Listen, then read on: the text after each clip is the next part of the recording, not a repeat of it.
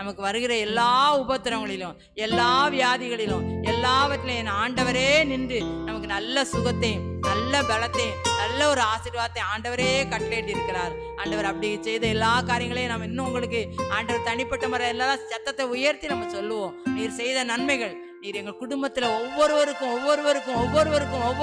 செய்த அனைத்து காரியங்களுக்காக நாங்கள் நன்றி செலுத்துறோம்ப்பா. நன்றி ஆண்டவரே, நன்றி ஆண்டவரே, நன்றி இயேசுராஜா. எங்களை ஆண்டவரே எல்லா காரியம் நாங்கள் என்னென்னலாம் கேட்டோமோ அதெல்லாம் தந்திருக்கீங்க. கேளாத நன்மைகளையும் தந்திருக்கீங்க, கேட்ட நன்மைகளையும் தந்திருக்கீங்க, கேளாத அநேக ஆசீர்வாதத்தை எங்களுக்கு என்ன செஞ்சிருக்கீங்க, தந்திருக்கீங்கப்பா.